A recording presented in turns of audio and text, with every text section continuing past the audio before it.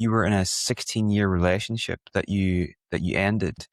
I can't imagine how difficult that a decision of that would be at the time. So something I was curious to ask you is how do you make a big decision like that? Like the question is really about how do you trust yourself to make a decision like that? Because there's consequences there, Well, I think this is God, I learned so much in that. And part of the reason why I stayed in as long as I did is I knew if I didn't heal this pattern inside me, if I left, I was going to most likely, but most likely I would repeat it because the pattern is what's driving us. If I'm imprinted in my life by somebody like my father who was, never, I don't think growing up, I think my father said he loved me once, maybe when I was going off to school or something. I'm sorry to overgeneralize, but my father had this way of being a little edgy, mean spirited, but not meaning to be, or not owning the mean spiritedness. And so that imprinted, like, to me, that's what relationship was. That's what love is, like the songs talk about.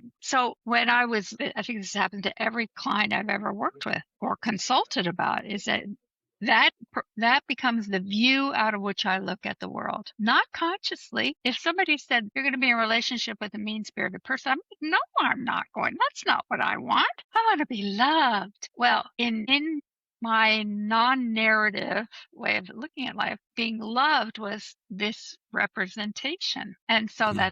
that is what I found. And so, and this has given me so much compassion for people in conflicted relationships. You want to leave, but you can't. That's the trauma bond, because the old pattern ties you in and keeps you hooked. So you have to unhook inside here so that it can be changed on the outside. And I did so much work around this, Neil. And when finally, whatever it was that allowed me to say, okay, that's it. Within a month, I met the man that I'm with, my husband now. And Wow. now that sounds magical, but it's a month after 16 years, right? Yeah. So what I say to the people I work with, it's becoming conscious about the pattern over and over and over. How is it showing up? How is it showing up? So that when you want to choose something different, you can choose something more nourishing instead of how the pattern is imprinted. Because if I say to you, and I do this in every workshop. We say, okay, so you want to be loved, right? Like, which of us doesn't want to be loved? And what people say what love is. But then what would love look like? If you're looking out your eyes, are you going to see? How are you going to see love? How are you going to hear love? How are you going to sense love? What would the touch of love feel like? Like, that's how granular we have to make it. Mm. And most of us don't. We use a shorthand of language, which bypasses the sensory, the prana body, all that's there. So you have to link them all up together. This is so interesting. So, how did you actually change that non-narrative perception of what love was? What was the inner work involved there? What? Oh, God. Yeah. So, oh, Lord, it be, as we say. So, well, let me give you an example.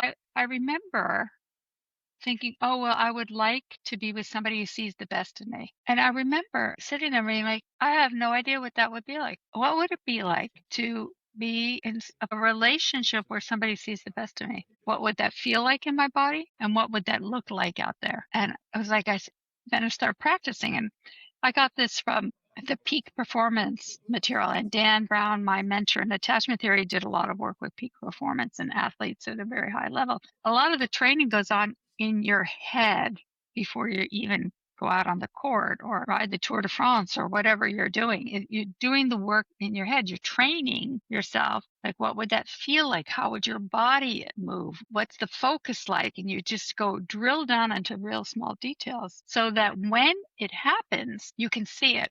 An example I give is I had a client who came from a very dissociated family. Probably everybody in her family had a dissociative identity disorder. And she was a Black American, and she had lived through some horrible things. And she was terrified of men, and she had this thought that all men are perpetrators. And so we Mm. started challenging that belief. That was the view to life that she had. And at that time, Barack Obama was our president of the United States. And I said to her one day, well, do you think Barack is a perpetrator? And that was like, what? And she had I said, do you think that those two girls that are his daughters, that Barack is abusing them. And she had to, oh, no, Huh. after a lot of, really working with herself and confronting that. And so that becomes, from an attachment point of view, that becomes the representation. Instead of men are perpetrators, now she has Barack is a good man. He's a good man. Look how he looks at his daughters. Okay, as you look at that, what does that feel like in your body? What thoughts do you have? What feelings do you have? What sensations do you have? What happens in your energy body? Can you breathe better? Can you open up? Can you expand? And it's working at that level of granularity that makes a difference. I had another client who, incredible woman, very successful in the world, and yet she was also had difficulty in relationships. And the place she felt safe was out in nature. So we started doing some exercises. What if you go out in nature and you're there and what if you let your body reach out and say, this is what I want. This experience of being in nature that happens out there, I want that in here, this experience. So how do I reach for it? Because these are really primitive movement exercises. The reach is very for young kids. Reach for it. Okay, what if I actually open to that? Open and really like energetic. My gosh, I can't. I can only open so far. Okay, just hang out there. And what if you breathe and open, open? Take a breath. Yeah. What if this was possible? Okay. You're open to it. Now, what if you actually bring that energy in, bring it in, bring it in? How close can it be? How can you actually embody it, take it in, receive it, marinate in that? So it no longer lives out there, but now it's in here. And this is just one example of many people who that's how you change it. It's like, okay, that's the experience I want, but I don't want it out there. I want it in here so that I can then have it out there.